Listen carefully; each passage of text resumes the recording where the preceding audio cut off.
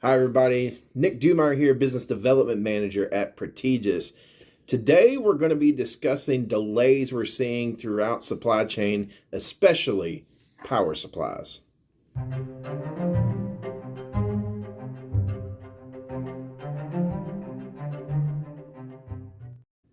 All right, everybody. I'm joined today by our purchasing manager, Mr. Mike Krieger. Mike, appreciate you taking the time to speak with us today and speak to all of our customers. Basically, we're discussing delays, and especially with net power supplies. This is true, Nick. I mean, our delays are, some brands are early fall, say October, but we're also being told spring of 2023, March.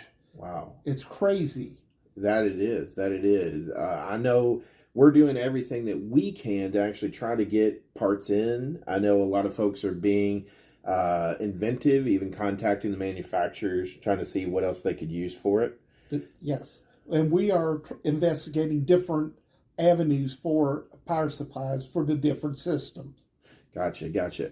Well, one thing that customers can use us for, and we've been helping out a lot of folks, is actually our repair lab. Let's go back there and take a look at some of the options we might be able to help you out with to get your customers up and running.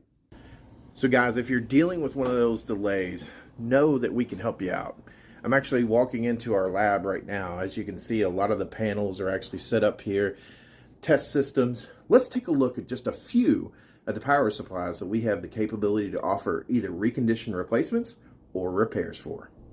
Pad 3 from Siemens. FCPS 24 Notifier. 4009-9201 Simplex. 5395 Silent Night. 5496 Silent Night. And the FCPS 24S6 from Notifier.